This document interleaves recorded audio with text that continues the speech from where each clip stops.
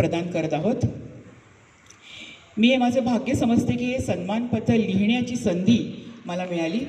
त्याबद्दल मी सन planet welfare association आणि व्यक्तिशः श्री अभयजी भगत ज्यांनी आजच्या या कार्यक्रमाची संकल्पना समितीसमोर मांडली त्यांचे विशेष आभार मानते. आता मानपत्राचं वाचन होईल आणि त्यानंतर ते सदानंदजींना प्रदान केलं जाईल. तेव्हा आपण सगळ्यांनी उभं राहून त्यांना मानवंदना द्यायची.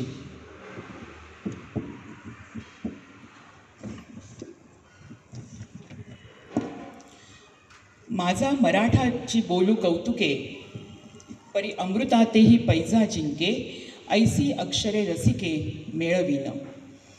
संत श्रेष्ठ ज्ञानेश्वरांच्या चरणातील या ओळी आपल्या कार्यातून प्रत्यक्षात उतरवणारे आजचे सन्माननीय प्रमुख पाहुणे, मराठी संत साहित्याचे अभ्यासक, लेखक, कवी, नाटककार, इतिहास संशोधक, प्रवचनकार, कीर्तनकार प्राध्यापक श्री सदानंदजी मोरे यांना सन प्लॅनेट वेलफेअर असोसिएशनतर्फे सन्मानपत्र प्रदान करताना आम्हा प्लॅनेटवासियांना विशेष आनंद होत आहे. आपणच करूया आपल्या माय मराठीचा सन्मान. या आपल्या आजच्या कार्यक्रमात माय मराठीचं महत्त्व सांगण्यासाठी सदानंद मोरे यांच्यासारखं उदाहरण मिळणं हे आम्हा सर्वांसाठी अतिशय भाग्याची गोष्ट आहे.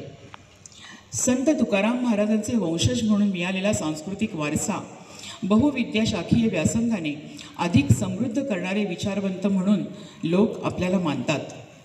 आपण अनेक संत साहित्यविषयक तसेच सामाजिक ग्रंथांचे लेखन आणि संपादन केलं आहे. विविध परिसंवाद आणि कार्यशाळातून आपण अनेक शोधनिबंधांचं वाचन केलं आहे. आपण तत्त्वज्ञान आणि प्राचीन भारतीय संस्कृती आणि इतिहास असे विषय घेऊन 2दा MA केलेलं असून तत्त्वज्ञान या विषयाचे आपण प्राध्यापक आहात. तसेच पुणे विद्यापीठातील तत्त्वज्ञान विभागासहित विविध अन्य अभ्यासनांचे आपण समन्वयक आहात. ही आम्हा सर्व मराठी भाषिकांसाठी अभिमानाची गोष्ट आहे. 2015 साली पंजाबमधील घुमान येथे पार पडलेल्या 88व्या अखिल भारतीय मराठी साहित्य संमेलनाचे अध्यक्षपद आपण भूषवले होते. तसेच जळगाव येथे आयोजित राज्यस्तरीय सूर्योदय मराठी साहित्य संमेलनाच्याही अध्यक्षपदावर आपण विराजमान होतात. महाराष्ट्र राज्य साहित्य आणि सांस्कृतिक मंडळाचे आपण सलग 3ऱ्यांदा अध्यक्षपद भूषवत आहात. महाराष्ट्रातील मराठीचे विद्यापीठ स्थापनेत आपला विशेष पुढाकार असून संबंधित समितीचेही आपण घटक आहात. हे फार मोठं कार्य मराठी भाषेच्या ज्ञानभाषा होण्याच्या वाटचालीत व महाराष्ट्राच्या सांस्कृतिक संपन्नतेत भर घालणारं आहे. The Gita theory of human action या विषयावरील PhDसाठी लिहिलेल्या प्रबंधास सर्वोत्कृष्ट प्रबंध लेखनाचा गुरुदेव दामले पुरस्कारही आपण प्राप्त केलेला आहे. तसेच विद्यापीठीय अनुदान मंडळाकडून मिळालेल्या कारकीर्द अवॉर्ड या योजनेअंतर्गत Krishna the man and his mission या विषयावरील आपले पोस्ट डॉक्टरल संशोधनही प्रसिद्ध आहे. आपण लिहिलेल्या आणि संपादित केलेल्या अनेक ग्रंथांमुळे मराठी भाषेच्या वैभवात भरच पडलेली आहे. जसे अनुभवामृत वासुदेव टीका, कर्मवीर दादासाहेब गायकवाड स्मृती ग्रंथ, गीता रहस्य निर्मिती मीमांसा, ताटीचे अभंग एक विवेचन, वारकरी साहित्य भूमिका आणि स्वरूप आणि कितीतरी. तसेच आपण महाराष्ट्र टाइम्स, सकाळ, लोकसत्ता आदी दैनिकातून आणि साहित्यिक साधना, साप्ताहिक साधना, साप्ताहिक लोकप्रभा, साप्ताहिक विवेक यामध्ये लेख लिहून सामान्य वाचकांची भूक भागवली आहे. साप्ताहिक सकाळमधील गरजा महाराष्ट्र, तुकाराम दर्शन, महाराष्ट्राची लोकयात्रा आणि लोकमान्य ते महात्मा, विचारांच्या सावल्या अशा अनेक लेखमालांमधून आपला संत साहित्याचा अभ्यास आणि विचारांची प्रगल्भता यांचे दर्शन मराठी भाषिकांना घडले आहे.